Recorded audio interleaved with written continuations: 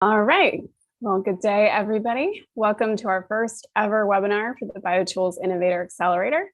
I'm Catherine Zavala, the Managing Director for BioTools Innovator. We're also live streaming this on YouTube. So for the first 60 minutes, everyone can tune in, and then we'll close our live stream and have a private chat with our cohort. Just a brief background on BioTools Innovator. We are purpose-built to support life science tools and diagnostics companies that are developing technologies to improve human health. This weekly webinar series features some of the leading voices in our industry, providing some unique guidance and insight. Today's topic is on the all-important and very relevant topic for any stage of company, fundraising. And so with that, I'm going to hand it over to our host for today, our CEO and founder, Paul Grand. Thank you, Catherine. So hi, everybody. I'm Paul Grand. I am the CEO, as Catherine mentioned, of MedTech Innovator. The program that we're running here is called BioTools Innovator. So you'll see MedTech Innovator over there behind me on the wall, but today I'm wearing my BioTools Innovator hat. Our program here is designed to surface what we think are the companies that really could be the change makers, the transformers in our industry, and we want to make sure they're successful in their journey. That's the whole goal here. So we find the experts, the people who are eventually probably going to be their partners or their backers, and we want to make sure they have a chance to spend some time with them at a time when we can have an impact. And the whole goal is so that when you, as an entrepreneur, finally get in front of that investor or that partner, we don't want someone to sit across the table and go, oh, well, it's too bad, I didn't meet you a year ago because I could have changed that thing about you. Now it's too late. We want you to have that opportunity as early as possible to get really great advice. So a lot of what we're going to be doing is that. And today's discussion, as Catherine mentioned, is on fundraising, funding, venture capital. We'll just talk in general kind of about this topic. At some point, if you're an innovator, you're probably going to raise money. There are certainly some people who build organically and never raise any outside capital, but they're probably the minority. And there's a lot of differences also if you think about the way some of these startups get created. A lot of them do come out of academic labs where you're used to getting non-dilutive funding from grant organizations or from the NIH. And that there's a very different relationship between an NIH giving you non-dilutive funding and an investor who is in many ways like your spouse, someone you've been married to for a while. And there's somebody that can really help your company and be a major influence on your company. So we want to talk a little about that today too. So I'm going to start off and introduce our panelists so we get a chance to know who we're talking to. We've got three great experts for you today. I'm going to start off with Chad Souvenir, who's a vice president at RDCT Ventures. Chad is someone who I had the pleasure of working with for about 12 years when I worked for RCT. So very happy to have this opportunity, Chad, to work together in this new context. You want to tell us a little about yourself, about RCT, and generally about kind of your role in the space. Great, thanks, Paul. Nice to chat with you, and hello, everyone. Chad Souvenir. I'm with Research Corporation Technologies, RCT Ventures.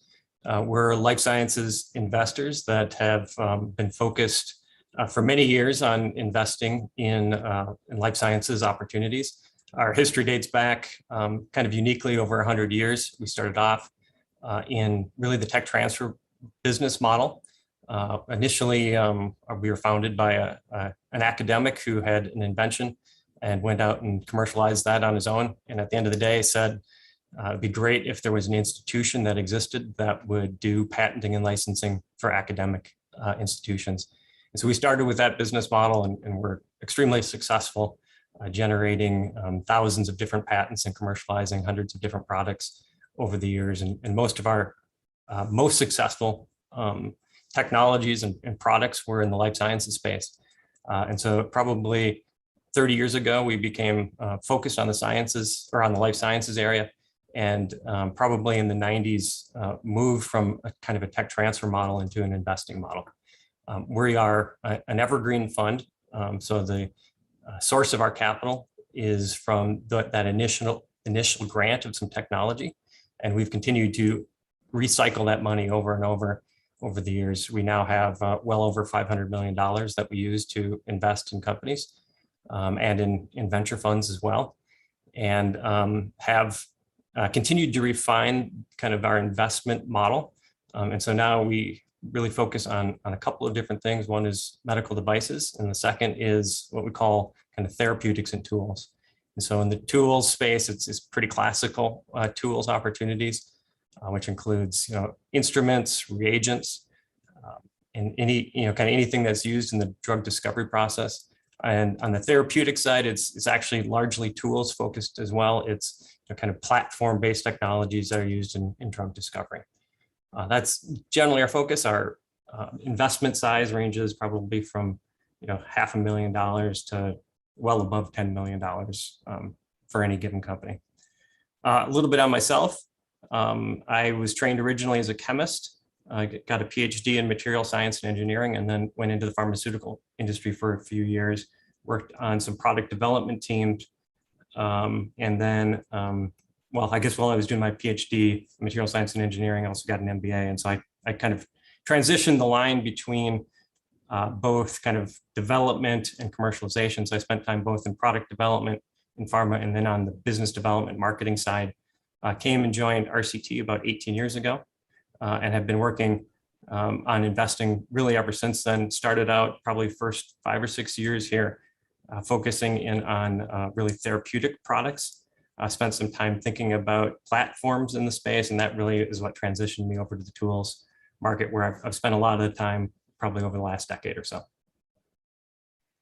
Fantastic. Well, Chad, we're lucky to have you here as a panelist, and certainly lucky to have you as a partner as well. So thank you. Let's move on then to Bill Snyder, who is a partner at Broad Oak Capital. Bill, tell us about yourself, Broad Oak, and whatever else you want.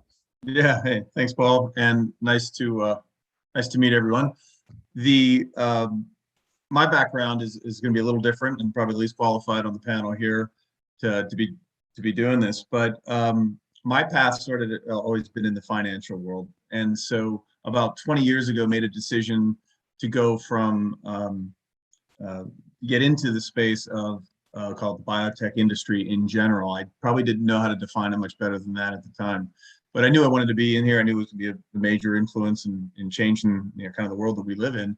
And so that brought me more directly into the venture capital world, which was very interesting and a pretty good fit. But the part of that, the niche of that business that I really enjoyed was the tools that made the drugs and the services around that.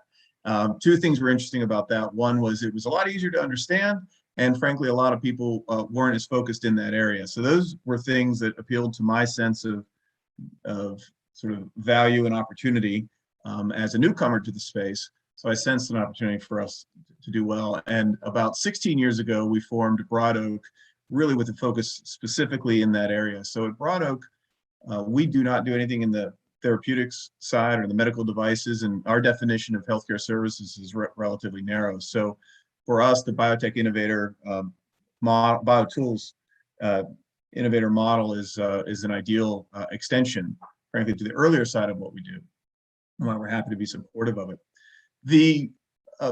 Our approach to this world is a little bit different. Our business model is a little different, and for Broad Oak, we engage both as an advisor on M&A business. We've probably done 45 or 50 M&A transactions in the space that's run by my partner. And then we're also an investor. From our perspective, we want to be really narrowly focused, but we want to be really deep within that narrow niche. And so that gives us the best opportunity to talk to the acquirers all the way down to startup companies like we're talking to now. We've had a series of funds that are dedicated to investing. We call it flexible growth capital. We can't think of a better name because we don't really want to be constrained by what we do. I don't think it's accurate to call us venture capital, and it probably isn't accurate to call us private equity either. So we are focused in companies that have, typically we're looking for some level of commercial traction. In some cases, it's got a lot, or it could just be a little. But typically not profitable. So that's the point of a company's life cycle that pretty much everybody goes into, which is when you finally get that product on the market, you still find yourself needing to raise money but the audience is a little harder to find, a receptive audience, because you've graduated sometimes from the VC world and you aren't quite ready to be judged based on EBITDA.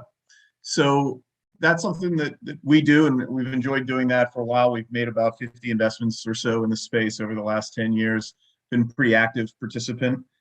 Excited to be part of what we're doing here. We are, as I said, very narrowly focused and in this niche, and have, I think our best, sometimes our best attribute with related to companies is going to be our reach.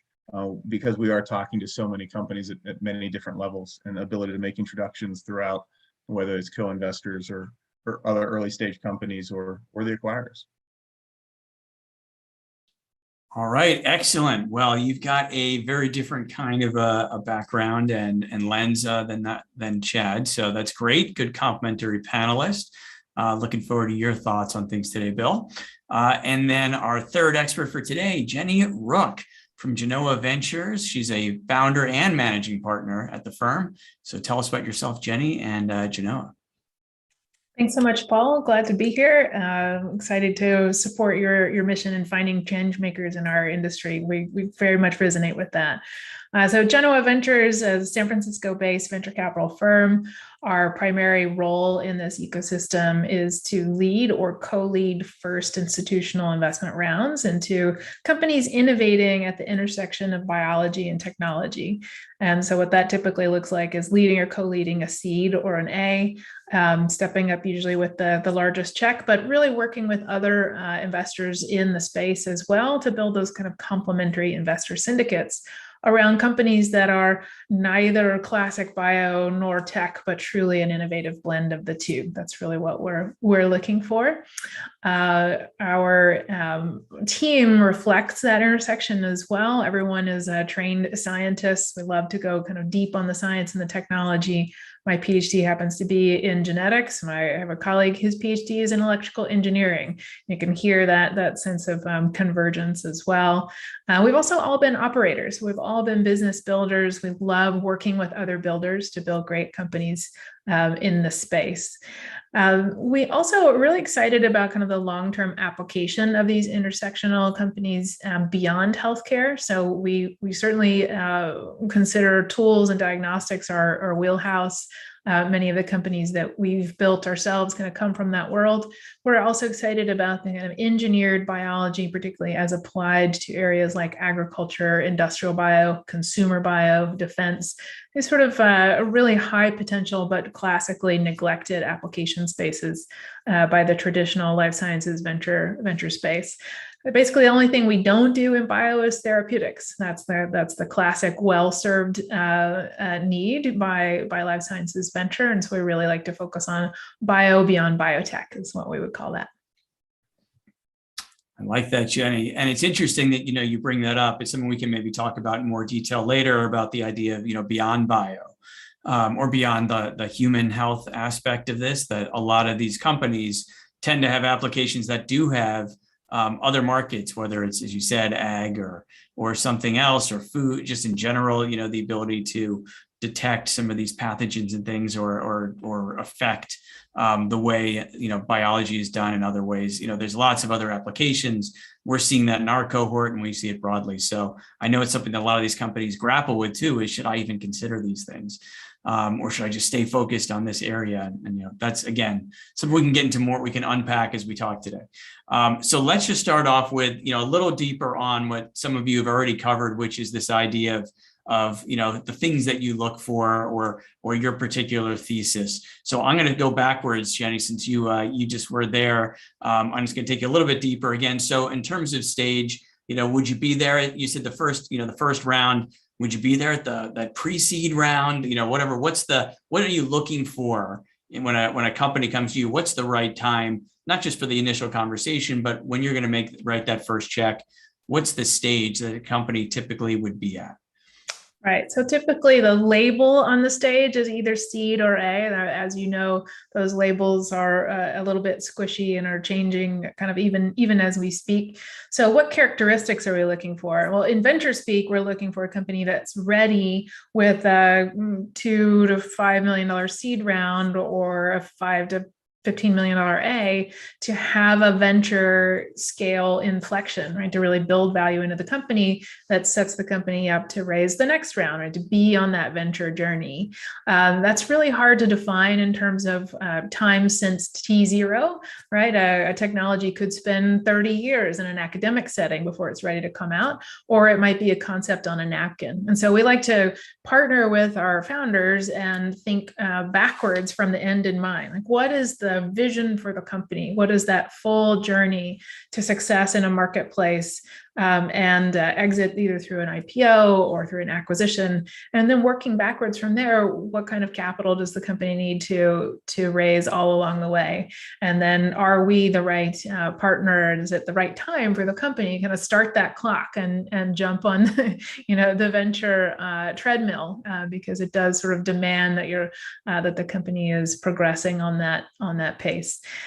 For companies in the tools and diagnostics space, what we're typically looking for is a company that's ready to move from some level of technology development to product development. So they might have proof of concept, either in an academic lab or in some cases, garage, literally, around the approach that you're using, the microfluidics, the optics, the assay development. And they have clarity about the market they want to apply that to, and so what product they want to go develop.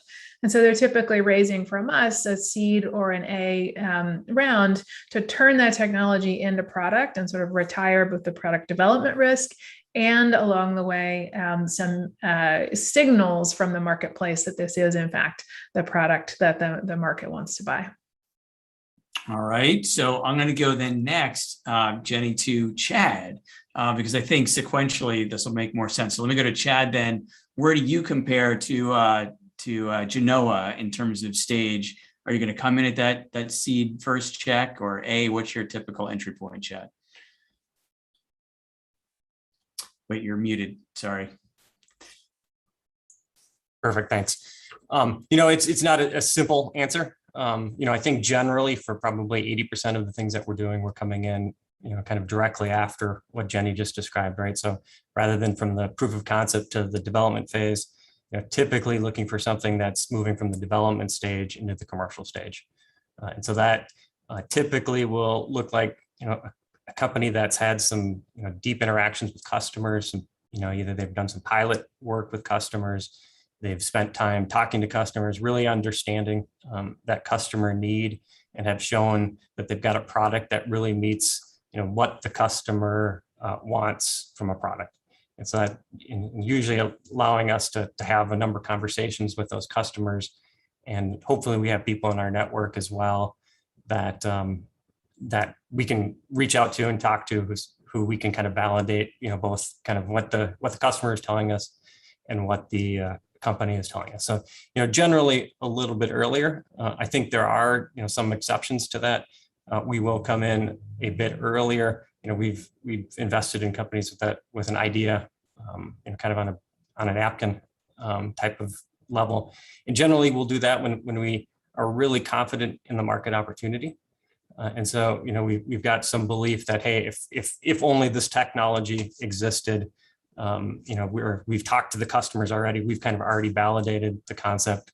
There's been a couple of times where we've actually gone to inventors and said, hey, we've got this idea, would you be willing to work with us on it? And we've actually funded some of that through some grant money, and helped, develop a company that way. And so we will get in earlier, but it's a very select and pretty limited set of companies. And then, I think we do cross over and go a bit later. We've worked with Bill on some things that are, $30 million in revenue level of companies. And so it's definitely a range. I think our focus is more on, what is the product, what is the opportunity set, much more than kind of the stage of the investment.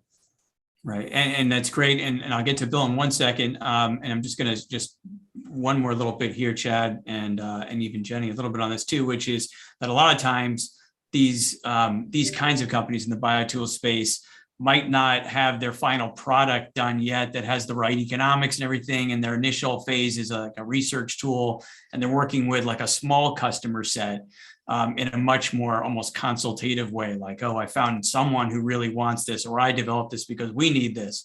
And so there's a little bit of a product market fit, but it's not like you're not just going to pour gasoline and this thing's going to scale immediately. Is that still kind of like a stage where you're comfortable coming in for both of you? Well, that sounds in many ways like what we do. We're looking for companies that have a vision for a bigger outcome, longer term success, changing markets, but are building evidence for that vision today based on obviously typically limited resources and short amount of time, and trying to show, put the pieces together. I think of it like building a case in a courtroom. Like, what's your dossier of evidence? Or frankly, like doing experimental science. Like, what are the experiments that you've designed to show what you believe about the opportunity space, the customer need, the probability that the technology is going to work and work against those product specs. Yeah, and I think I would agree with what Jenny said. I think it's, that's probably the great time for our first discussion with a company, when they have met somebody, a kind of a champion customer who's willing to work with them hand in hand. That's a great first sign. And it may be early, it may be too early, it may not be too early, kind of depending. I spend a lot of time really on that stage of companies and trying to say, hey, is this thing really ready for some additional capital to help move them to the next stage, or do they really need to spend some more time incubating? And I've invested a lot of time historically working with those companies. Sometimes they're not ready for an investment, and they've come back to us a year later once they've kind of taken a couple of steps further forward to get to where they really do need the capital to move them to the next stage. Great. And Bill, then going to you, I think sequentially then, is that this, what you mentioned before, commercial traction, is the point at which it's probably right for Broad Oak. Can you just give us a little more definition on that? Sure. Geez, Paul, that sounds like a lot of work that those guys do. I don't know if I'm up for all that. So what we do is we want to see, after Jenny and Chad have added a lot of value to the business, and what we're looking for, I'd say, would be traction and a little more of a refined focus, because my experience has been that when you start and you don't have your product yet, everything is possible, right? And you're thinking about all the different markets, all the different formats, the different size of it, price points, etc. But it's after you launch the product that you really get your feedback. I've heard that the real clinical trial doesn't start until the FDA approves the product and it actually gets into the population. I've heard that in the drug world from probably somebody who's got a lot of experience. So on our side, it's a little bit like that too. So once the product's out and you realize that some assumptions were accurate and some were not, or certain changes need to be made, from our perspective, that's a great time to get Broad Oak involved. So there's still a need for capital, and then some of the resources that we can provide could be valuable in terms of connections and potential channel partners, OEM relationships, etc. But I would say, when we think about it, it's not you, it's us. We just don't understand how to make these decisions before this commercial process. It is a lot that goes into it, and my hat's off to everybody who does that. But then the second phase of it is actually it's really interesting to us, because in our space, once products are launched and doing well and they start getting written into protocols and they're getting published, it's hard to turn it off. And that's a part of our market I think is underappreciated by most investors. The strategic acquirers get that, which is why you'll see some pretty big multiples on transactions. It's these companies that have really worked their way into they don't even, in some cases, they don't do much marketing or have salespeople. It's because their products are really pulling through. So we're looking for early signs of that. And that's sort of easier for us to observe and evaluate. So we call it growth capital is when we think about it. And the other, I'd say that's probably the best way for us. But then it's getting those connections. The money is often used. From our perspective, we see the money being use of proceeds is more likely to be hiring a commercial team, right? Because the first couple of years of your life, you may not have any sales. You launch your product, you might have one person who's doing commercial, but they're also looking at contracts and doing 5 other things. So the idea that becomes expensive, because good people in that field, they make a lot of money. And so trying to bring that into a small company is always tough, is a tough thing. So that's definitely an area that we see call it the use of proceeds, if you will, or acquiring another product line, or starting to say, hey, this is, now that we know our niche, that we have some competitive advantage, here are the other things that we should have too. And so then that could be, a small acquisition or an investment into a new product that would be complementary to the existing one. And so that's a comfort area for us. Okay, great. And now I want to give a little public service announcement for those of you who are watching us on YouTube. You can put a question into the little box that's on the side, I think over there, and one of my team members will relay it to me if you have a question for the panelists. There's 35 more minutes or so left in the public broadcast. And for those of you who are here from our BioTools Innovator Accelerator cohort, you put your questions into the Q&A. So you hit the little Q&A button in Zoom, queue up your questions, and we'll make sure we get to those generally towards the end of at the end of the first hour when we have our private Q&A. But if there's something that you really want me to address during the discussion, you can click the chat button and send me a message, and I'll try and ask our panelists during this discussion if it's more of like a clarifying question. All right, so continuing then, as you put it, Bill, right? Sounds like there's a lot of work that Chad and Jenny are doing. And I think that it's true, right? You're doing a ton of work. I think it's underappreciated by, especially by first-time entrepreneurs, how involved their investors are going to be. And sometimes someone's a passive investor and they just show up at board meetings, and that's one kind of investor. And then there's people who are a lot more hands-on. And I said this early in the intro here that I think a lot of people are coming from like non-dilutive funding, where they wrote a grant and they got money and they talked to their program manager once or twice and that was it.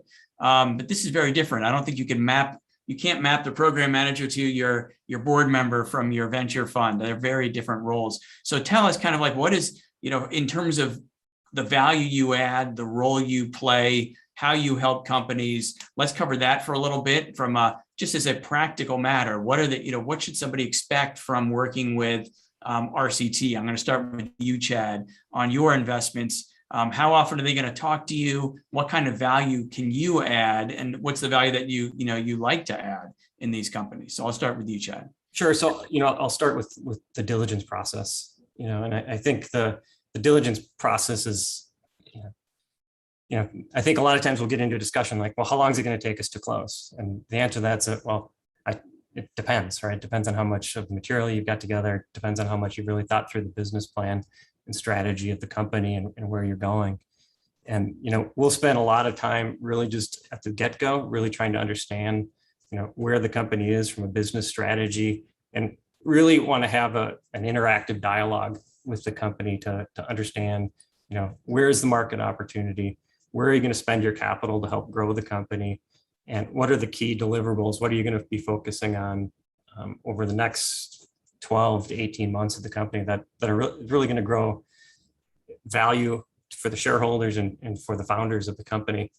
And so that's, there's many steps that are involved in that. And every company is maybe a little bit different. Sometimes it's, getting in and being involved in, what the product profile looks like. And, really trying to say, hey, we talked to some customers and they said, if you could only develop, this and this in your product, then they would be wanting to buy. It may be pricing discussions around that, or it may be, the product's perfect. What does your commercial strategy look like? You're thinking that you need 2 people to sell this product, but really you should be doing it through a distribution relationship and 5 people or something like that. So, it's a little bit different on a company by company basis, but I think our feeling is we want to be able to go in, understand the business plan that's going to drive the company over the next 2 years, and agree with the CEO and the management team on what that really looks like. And then with that in place, I think typically after the investment is pretty straightforward, right? Because we're all on the same page. We're all pulling towards the same dynamics. We've already set many of the key pieces. And then it's, it typically is a little bit less hands-on at that point in time if things are moving in the right direction towards those value points that we set out at the get-go. Okay, and Jenny, how about you?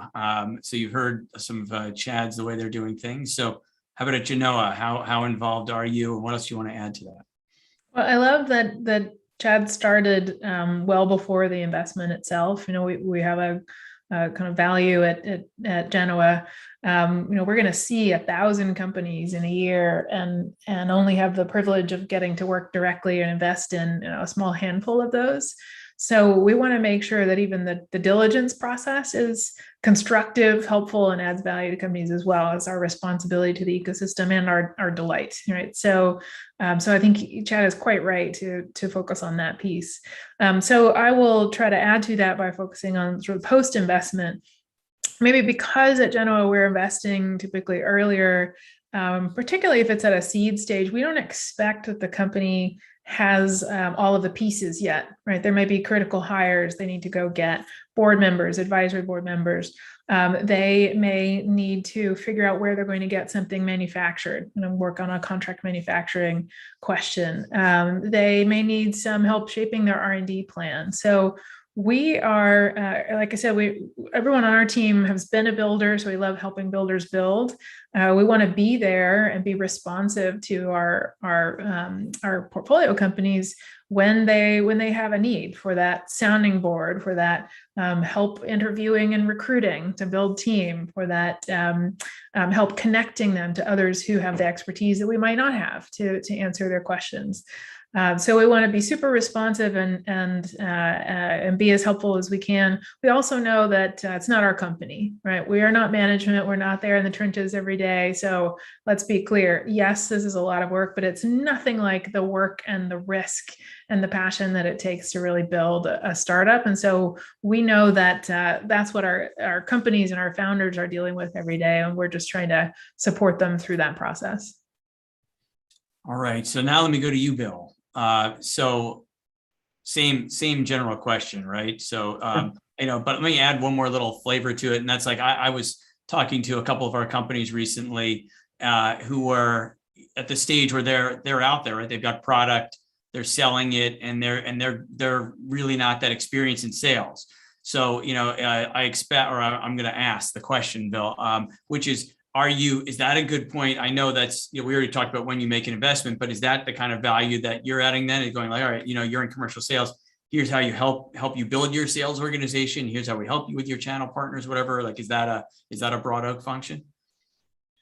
Yeah, you just got to be careful, and sort of level of involvement is sort of case by case, right? Anything from the earlier the stage of the company, frankly, the more needy the situation is, right? Because you're taking on a lot as a small company. You're still building the team, you're trying to develop the products, and you are competing against very entrenched, competitors in these situations. So I think there's a lot. And so to the extent we're involved in an earlier company and going through the challenges, like you said, absolutely, we would be. What I would say, the tone for us, I think we're most productive in an environment that's you really just encourage transparency, a constructive dialogue. You don't want to find out about things, you don't want to be the last to know for sure, but you don't want to find out something at a board meeting the night before. That just then creates, everybody's got their own levels of cynicism, and now people aren't quite working together as constructively.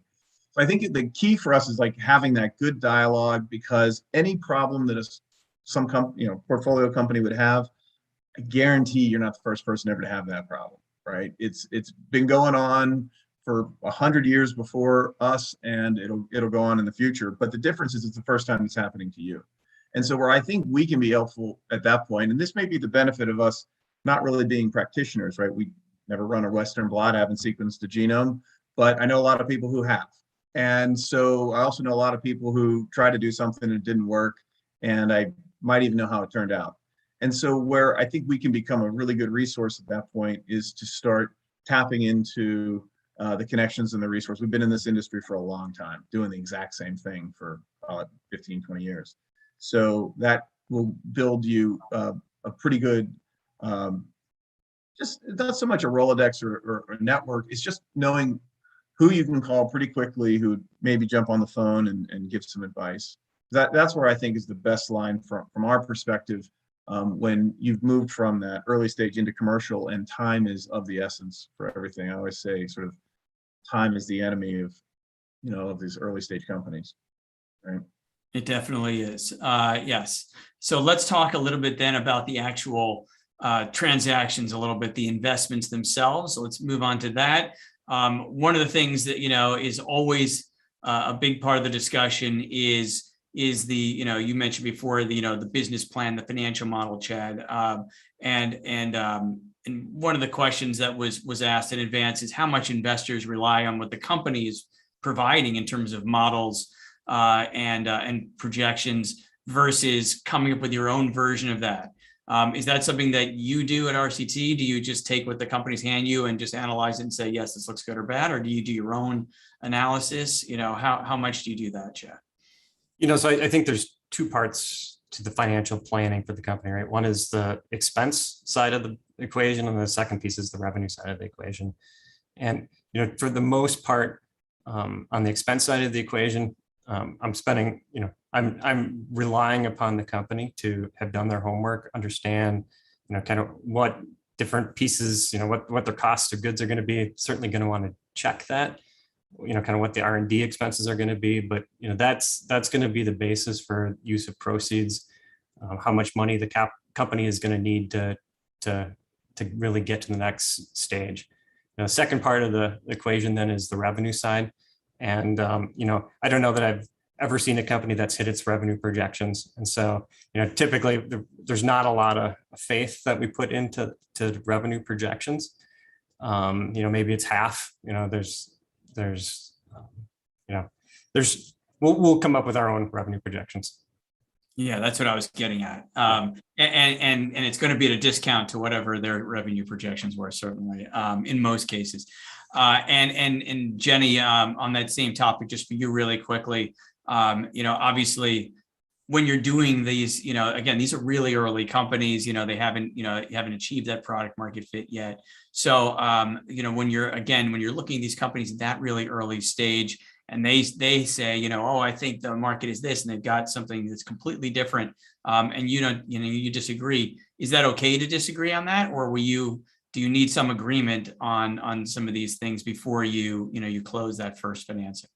On the revenue forecast is, I think, useful to have the humility to realize that we're all wrong, or whatever our numbers are. And so it's more important to understand the beliefs behind the numbers. What are the assumptions about capturing existing demand, about unlocking latent demand, about the pace at which a new solution can convert customers? So digging into that as part of understanding each other is much more important to get alignment around the assumptions behind it than the particular numbers. On the kind of capital needs, the spend plan for the coming years, that's where we spend a lot of our time.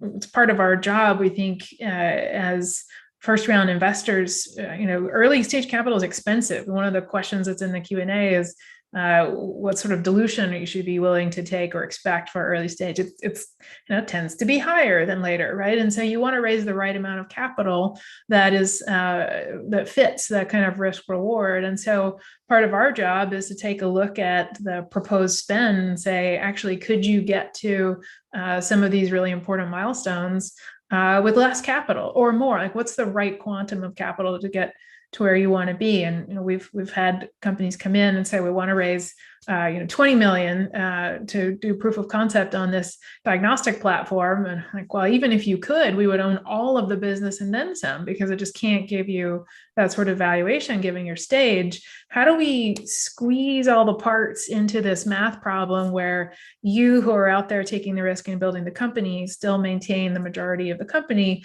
We get paid for taking the risk for our investors, and there's still, of course, room to build the company, hire new talent, and raise the next round. So those are the levers that we're working on. We're thinking about a deal, and being really prudent about the spend plan in those early years is something we're trying to help companies do. So let's just unpack a little more on valuation, since you brought it up, and I'll go back to Chad on this one. So how do you arrive at a valuation? Does the company come in and say, we're valued at X? Do you come up with that? And how do you agree on that? What's the best way to kind of get to a valuation that everybody agrees upon? So give us a little bit of that, Chad. Gosh, I don't know if I've got a great answer for that, but what I will say is I think Jenny really made a couple of good points in what she said, right? It is a complex math problem, right? And, we're trying to generate the types of returns that we want to generate. And typically on an equity investment, we're looking for, at least a 3x, probably better type of returns. And we want to make sure that there's enough incentive for the management team that they're going to, if the company's successful, that they're going to do very well as well. And then we're thinking about how much capital is the company going to need to take it to the exit or to the value reflection, and value inflection point. And there's a lot of pieces that flow into that. And, my sense is, look, if I can't make that math equation work, there just probably isn't a deal to be done there. And so I think, to me, those are the parameters, and it's a little bit different on every company. So I don't know if that's a good enough answer for you, Paul, but that's maybe all I have. No, it's good. It's very helpful. And valuation is never, I know there's no strict answer on this. It's definitely more art than science, but I guess the thing that we're seeing out there when we look at BioTools is that, it's becoming a hot sector. Maybe it's already a hot sector. And there are some of these crazy valuations that we read about or we see out there in multiples. One of our companies mentioned in the questions over here that, Benchling recently had a $4 billion valuation with $50 million on their annual run rate, which is an 80x on their annual run rate. That's obviously a more mature company. But is this normal? Are things frothy and crazy right now, Bill, since you're operating more in companies that are further downstream? Are valuations high? What's going on right now? Well, I don't think it's fair to ever say that, right? These are smart people who have a lot of money, and they're putting those valuations out there. So there's some basis for it. I hate to generalize like that, but yeah, they're clearly a lot higher than they have been, and that's created a bit of an echo chamber where the acquirers realize they have to pay more for a company, which then creates, in the IPO market is actually viable now for the tool space, which it wasn't in the past. So I think you have just more sources of potential capital and exits, and that works its way all the way back to pre-monies on early stage companies. So I think that's fine. I actually think the answer to the other question, Shark Tank is actually a pretty good example. Somebody walks in with too high of a valuation and the conversation ends pretty fast, right? And so there's always a value of creating a reasonable expectation on value. You'd ask the question, Paul, that like, do you come in and do you propose something? You can, but just be careful, because you can talk yourself out of somebody willing to do work and dig in to learn more about your business if you kind of overprice it. If you underprice it, I mean, you just gotta be careful and talk to a lot of other people, and you'll eventually figure it out. It's kind of like maybe other assets that are a little liquid. But you had asked some of the questions that would drive us on these decisions, and I was thinking about it. I don't think market size is so much the issue. I think there's plenty of, we have resources, there's public resources, and then there's sort of insider resources to figure out the size of the market. The bigger issue is what market actually applies to your tool or your product. And I think that's where the biggest issues are. Picture a product that's, good, saves you money on, it's an assay kit that can really save the cost per assay. So you assume everybody would use it, but the reality is maybe only somebody's willing to switch if they're a really high throughput user. So then your audience is actually only, 50 core lab or 20 core labs and some big power users. So the market's technically smaller, but at the same time, that could lead to other opportunities, and that would completely affect the way you pursue it. When you think about valuation, for us, it's where do we think this company is going to be in, say, 2 or 3 years? And what would and if they are successful, they probably will start being judged by revenue multiples. So you kind of back into that for us. And so I probably wouldn't take, revenue multiples of yesterday and apply it to 5 years from now. You'd probably look at something more like what was more typical, what's more of an average, and say if the company was successful and grew and that was their, call it revenues, or it's a profitable company, EBITDA multiples, you would try to apply it. But for today, multiples are high. There's no way around it. And that's good for entrepreneurs. But you can tell in VC world, sometimes, if the terms are just as important on the structure of the investment. So I think an entrepreneur that's focused only on valuation sometimes can end up in a bad deal at a good price. They like the price, but they didn't like the terms. Yeah, no, I agree completely. And I when I counsel companies, I always say, as to the valuation, if you're pitching a friends and family angel kind of a person, you should give them a valuation or a note and let somebody else figure out the valuation. But the company can come up with something, because that person's never going to know how to value it. It's worth mentioning, the bridge note world has gotten a lot more sophisticated and some standardization around that. That's more so now than in the past. So I think, and there's more acceptance of entrepreneurs coming around with a bridge note that converts into the next round. So that's actually a good point. Yeah. All right. Let's go in the last 15 minutes of this public part of the broadcast. We have lots more to dig into in the private Q&A, but for the public part, let's talk a little bit about just communicating with investors in general. So these are early companies. The teams aren't perfect. The products are probably getting pretty close, or certainly, they've got some validation that somebody probably wants this and this is important. It's those kind of early customer kinds of discussions that we talked about before.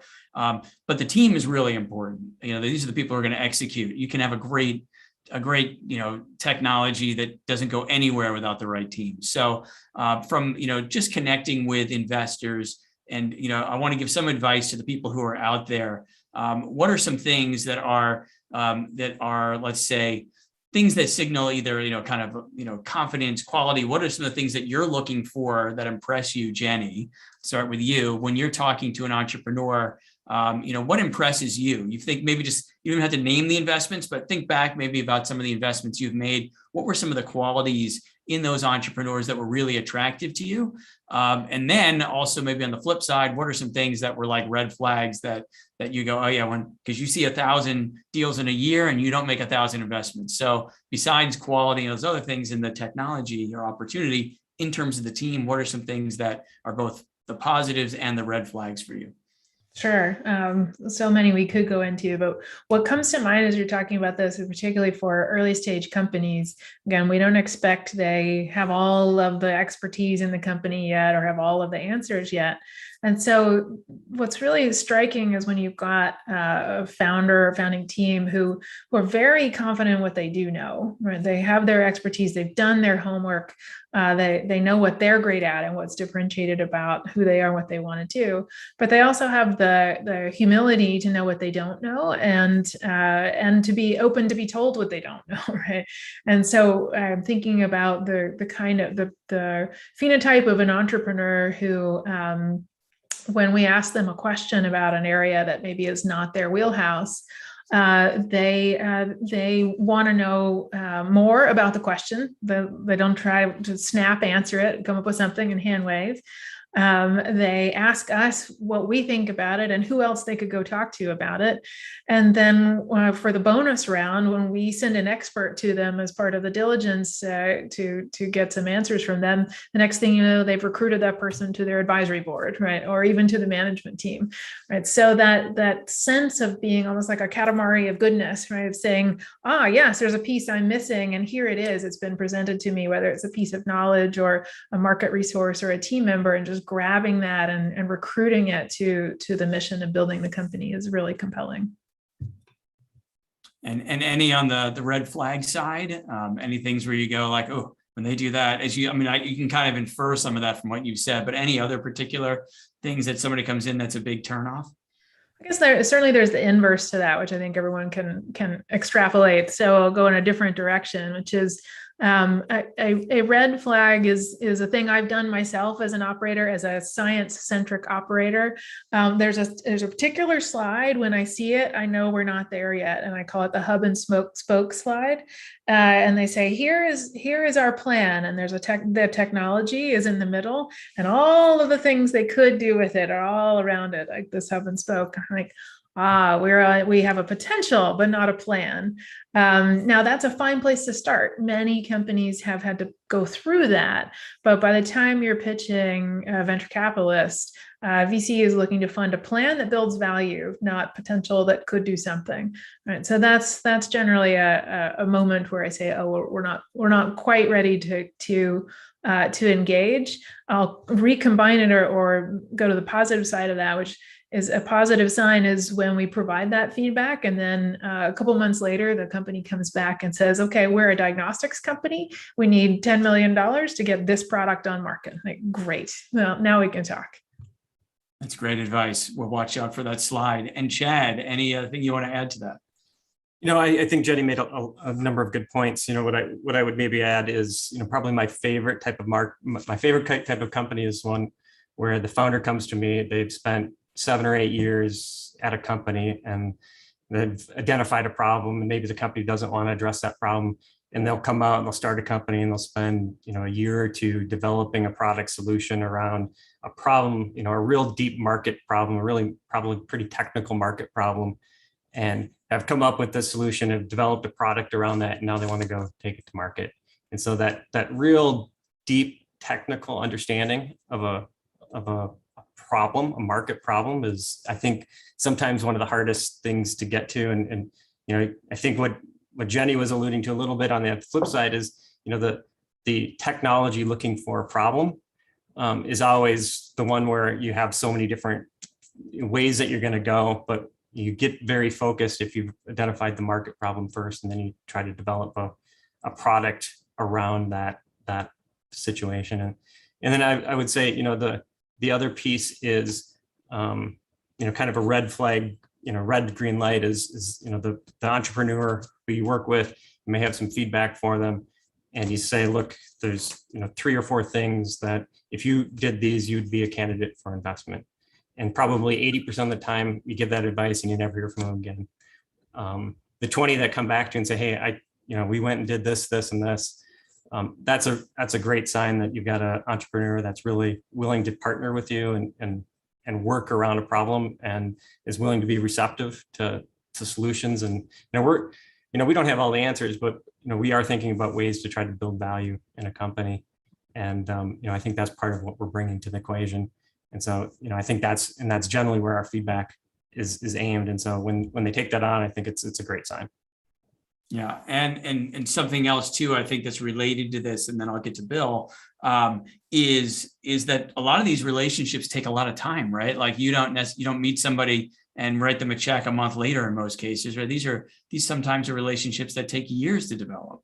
You meet somebody and you talk, and as you said, Chad, they come back, some percentage come back. Because I know a lot of investors say, oh, it's too early, come back, later, or come back when you've done XYZ milestone. And a lot of people don't. But I think it's important just to communicate to someone who was in this on your side of the table for a long time that these relationships take time, and you do want to engage early with somebody because it's a relationship that you're building. And something I want to get to, and because we only have 7 more minutes. So Bill, if you stand by for a minute here, I just want to get back to one other topic in these last 7 minutes, and then I'm going to come to you for some advice, Bill. And that's about urgency, because I just talked about time real quick. So it's something I get a question about all the time. I'd love to hear your thoughts on this, which is what drives urgency? And let's say you're the first money in, this is the first, institutional round. What's gonna drive you to want to go faster to do a deal, and then maybe even think of this from the lens of you're a seed investor in the company and they're raising that A round. How do you get other people to go faster? How do you drive urgency? So any suggestions on that? And then I'd love to hear some thoughts. So and Bill, if you want to start, and then I'll go. Yeah, I just comment on that. I don't have a lot to add on the last question. Those are all good commentary, good advice.